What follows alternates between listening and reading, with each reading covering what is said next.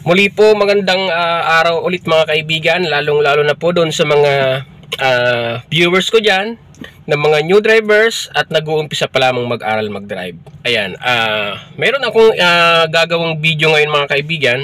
Ito ay matagal nang nire-request ng ilan sa mga viewers natin na talaga namang napakahalaga, lalong-lalo na kung kayo ay nag-aaral pa lamang.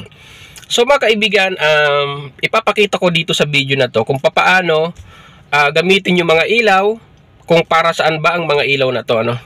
So mga kaibigan, para mas maintindihan ninyo, para mas maliwanag at mas madali nyong maintindihan, meron po tayong mga variant ng mga sasakyan, ano.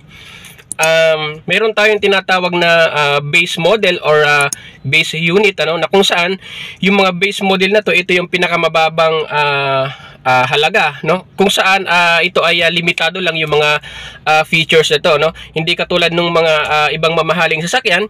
So may mga advanced features, pero mga kaibigan, kaya nga tinawag na base unit or base model kasi halos same lang naman yung mga basic parts and function, lalong-lalo na dito sa mga lights natin, sa mga ilaw.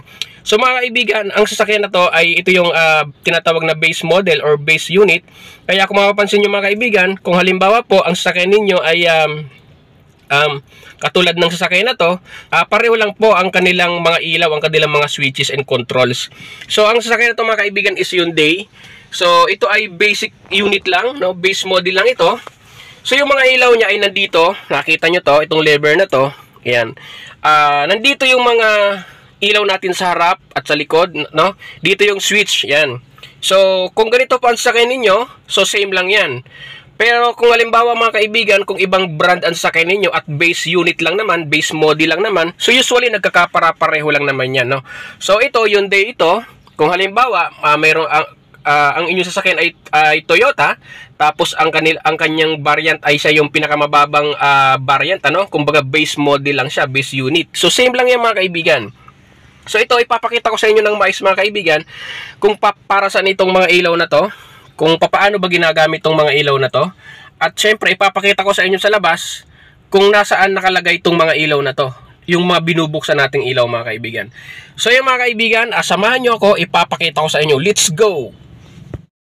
At ito na nga mga kaibigan, ano, kung nakita nyo dito sa ating dashboard, nandito yung ating tinatawag na combination switch or turn signal lever.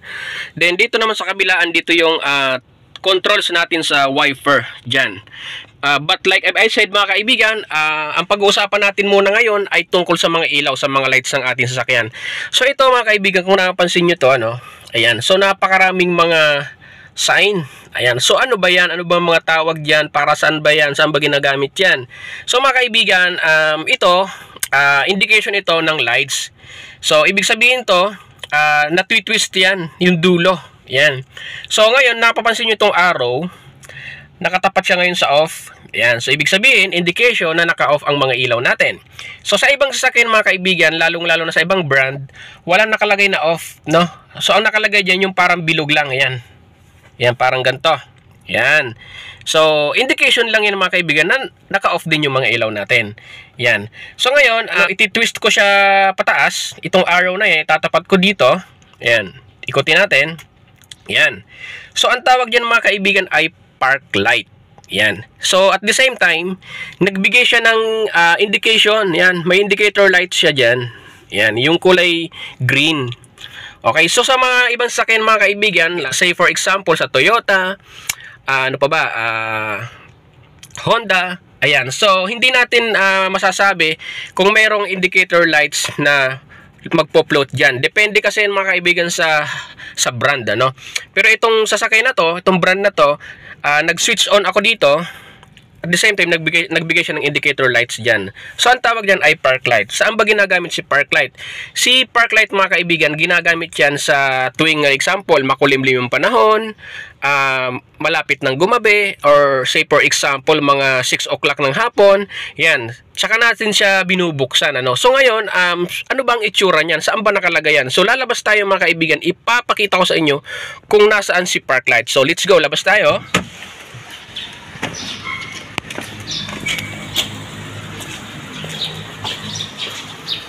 So mga kaibigan, ito po ang park light natin. Ayan. Nandito siya sa pinakang gilid, ano, ayan, oh, maliit lang po yan mga kaibigan.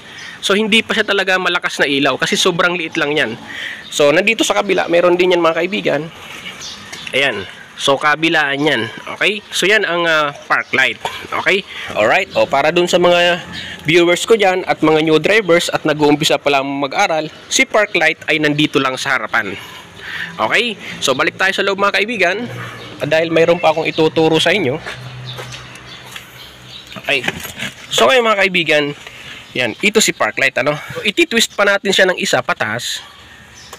Alright, so yan si headlight. Okay. So ganito yung mga kaibigan. So ang tawag dito ay headlight. Yan. So mayroon tayong dalawang klase ng headlight. Mayroong low beam and high beam. Ibig sabihin, ito yung low beam. Ito yung normal na ginagamit sa gabi. Alright, so ito yung hindi nakakasilaw kasi low beam siya. Kung mapapansin natin sa harapan, ayan. So mayroon tayong makikitang malakas na ilaw, ano. So ito yung tinatawag na low beam, yung normal na ginagamit sa gabi. So ngayon lalabas tayo, ipapakita ko sa inyo kung anong itsura niyan. So let's go.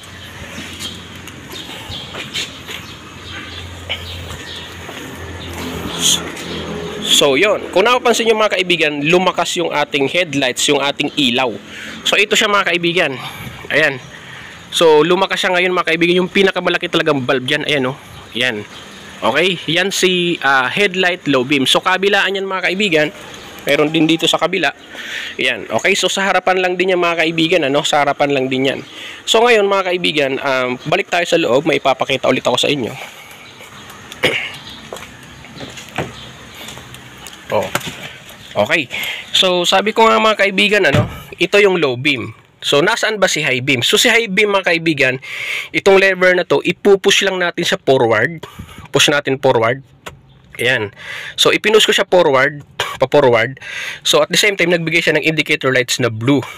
Ayan. So ibig sabihin nito mga kaibigan, pag nakita nyo to, so naka high beam po tayo, mataas po yung ilaw natin. So si high beam po mga kaibigan ay limitado lang ang paggamit yan dahil nakakasilaw po yan, lalong lalo na kung mayroon tayong kasalubong. So possible na yung ating kasalubong ay mawala sa direksyon kasi nasilaw siya. So possible na magbanggaan kayo dyan. Kaya ang tamang paggamit ng high beam ay pag walang kasalubong o kaya naman walang naglalakad na tao. Okay, so example, nag-drive ka sa gabi, wala ka namang kasalubong, pwede mong gamitin si high beam para at least yung tanaw mo is mas malayo, mas maganda. Okay, so si high beam ay limitado lang ha. Pagka mayroon tayong kasalubong, papatayin natin, i-off natin. Paano ba ang pag-off? So ito, ibabalik na natin. Kung kanina pinush natin siya, so ngayon hahatakin lang natin ulit. Yan. So ngayon mapapansin natin na wala na yung indicator lights dito na blue. So indication na naka low beam tayo na ngayon. Nakabalik na tayo sa normal na ilaw natin. Alright? So mga kaibigan, ipapakita ko sa inyo na mas mataas ang ilaw pag high beam. So i-high beam natin. Labas tayo.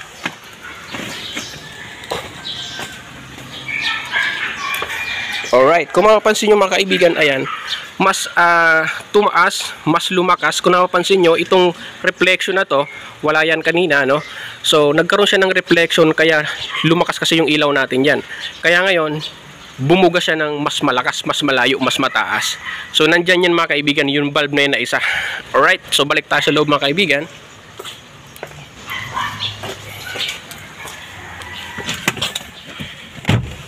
Alright, so mga kaibigan, yung ibang mga sasakyan, lalong-lalo na pag ibang brand, no, yung switch on ng kanilang high beam ay hindi katulad nito na kailangan mong i-push forward. So, sa ibang sasakyan, kailangan mo siyang i-full. Ibig sabihin, hatakin mo siya papunta sa iyo. Yan. Pag lumagatik siya, pag nagkaroon ng sound at nagbigay ng indicator lights na blue, so ang ibig sabihin ng mga kaibigan is naka-high beam na siya. Alright? So, either push o kaya naman yung pahatak or full mo lang siya papunta sa iyo. Alright? So ngayon mga kaibigan, i-off na natin yung mga ilaw natin. Ayan, off natin yung high beam. Off natin yung mga ilaw. Alright. So naka-off na ang ating mga ilaw ngayon sa labas, ano?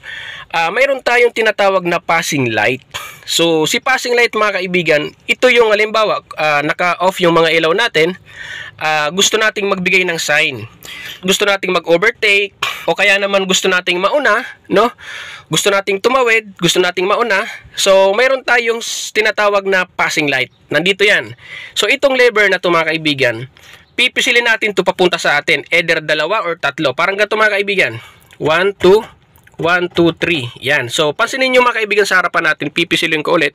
So, naka-off yung mga ilaw natin, pero nagkakaroon siya ng ilaw. Yung, nag-high beam siya, pero panandalian kapag pinipisil natin to. Ganito yan, tingnan nyo mga kaibigan. 1, 1, 2, 1, 2, 3. Ayan. Kumukurap siya, no? Ayan. At kung mapapansin nyo mga kaibigan, yung indicator lights dito, na blue, ayan, indication na naka-high beam yan, kumukurap siya. Ang tawag dyan mga kaibigan is passing light or pass light, no? So yan, ayun, no? Yan.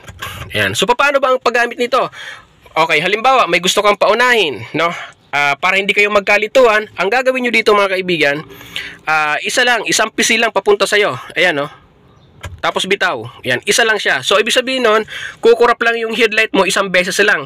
So ang ibig sabihin nun mga kaibigan, pinapauna mo yung sasakyan na nasa unahan mo, o kaya naman gusto mong patawirin yung tao.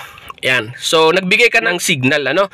So, kung dadamihan mo kasi ito, dalawa or tatlo, or parami ng parami, parang ganito.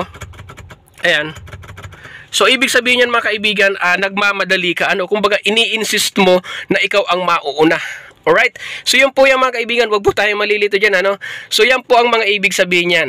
So, pag isa lang, yan, isang pisil, ibig sabihin yan, nagbibigay ka, pinapauna mo yung sasakyan na nasa unahan mo, o kaya naman yung tatawid, gusto mong patawirin. Pero pag marami, ang katulad ng ginagawa ko, ayan.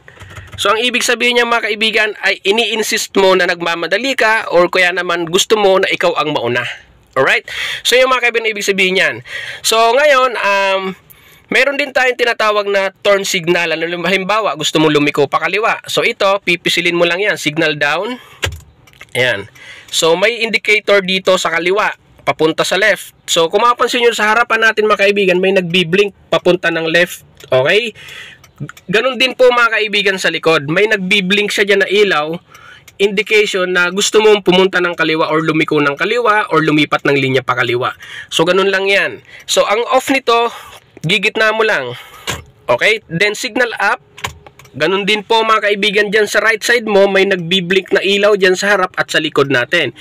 So indication na gusto mong lumiko sa kanan at gusto mong lumipat ng linya. So ganun lang yan mga kaibigan. So ang off nito, igigitna lang natin ulit. So yung mga kaibigan, ang paggamit ng signal, ng turn signal, kung gusto mo lumiko or lumipat ng linya ay dapat advance, no? So ang sabi sa batas, as per guidelines ni LTO, kung tayo ay paliko, so at least 30 meters ang distance, mag-signal ka na, then bago tayo lumiko, dapat 30 meters away ang ating layo, no? Bago tayo lumiko, kailangan nakapag-signal na tayo. And then kung lilipat lang ng linya mga kaibigan, say for example, lilipat ka lang naman ng linya, so at least 10 seconds lang mga kaibigan, mag-signal ka na, then count ka ng 10 seconds, mag-observe ka, side mirrors, left and right, pati sa rear view. Then pagka na-scan mo na safe, no, walang abala, so pwede ka nang lumipat ng linya. So yung mga kaibigan, ang tamang paggamit ng turn signal natin. So yung mga kaibigan, hopefully naintindihan nyo ang ginagawa kong video. Oh, bago ko makalimutan mga kaibigan, so ito ang ating hazard, ano. So may triangle na kulay red, makita mo yan dyan sa iyong dashboard, dito sa panel board, makita mo yan dyan. So ngayon, depende yan sa brand ng sasakyan, mayroon kasing ibang mga sasakyan na yung hazard dito nakalagay, depende yan. Depende yan, basta't nakita nyo na kulay red na triangle, hazard lights yan. Yun yung buttons niya. So pindutin natin yan. So pansinin nyo dito sa ating harapan, nagkakaroon ng indicators. So sa harapan natin, dalawa po yan mga kaibigan, magkasabay nagbi-blink. Ayan, napansin nyo, no? So harapan, dalawa, at dalawa din mga kaibigan sa likuran natin, no? So hazard lights or emergency flasher ang tawag dyan. Kasi si hazard light mga kaibigan, ang tamang paggamit talaga niyan, kung susundin natin ang rules, no? So iyan ay for emergency lang ginagamit. Hindi yan ginagamit pag magpaparada, pagliliko, or pag umuulan. So ang paggamit niya mga kaibigan, kung sabi ko nga, kung susundin natin ang tama, is for emergency lang. Ano ba yung mga emergency situation? Kunwari, naplatan ka ng gulong, tumirik ang makina ng sasakyan mo, naubusan ka ng gas, may dadaling kang pasyente sa ospital. So yun mga kaibigan, kung sa palagay nyo ay emergency ang nangyayari sa inyo, pwede nyo gamitin si hazard. So yun mga kaibigan, so ang off niya, pipindutin nyo lang ulit. Ayan, so nawala na siya yung indicator. So yung mga kaibigan, so sana po naintindihan nyo ang video na to, lalong-lalo doon sa mga new drivers at nag-uumpisa pa lang mag-aral mag-drive. So yung mga kaibigan, yun po yung mga controls ng mga ilaw natin sa harapan at sa likod. So lahat yan ay kailangan alam ng driver kapag tayo ay nagdadrive na, lalong-lalo na paggabi. So para po dun sa mga viewers ko na nagtatanong, nagsasuggest, nagpapagawa ng video, paulit-ulit ko sinasabi mga kaibigan, mas maganda po kasi na mag-member tayo dito sa ating YouTube community para pagka meron po kayong mga request, nagagawan ko kaagad ng video kasi ang member po natin dito ay nabibigyan ko ng priority, no? Kapag member ka kasi nagkakaroon ka ng special badge diyan sa comment section, mas madali ko siya nababasa, hindi siya natatabunan. So nagbibigyan ko siya ng priority para magawang kaagad ng video. So madali lang mag-member mga kaibigan, may makita kang join button diyan sa aking YouTube channel. Pindutin mo lang 'yan, din sundan mo lang instruction. Pagka nasundan mo instruction, yun, member ka na, makita mo diyan, no, may magkakaroon ka ng special badge sa comment section. So yun lang mga kaibigan, this is Driving with Archie at lagi nagpapaalala sa iyo na ingat sa pagmamaneho.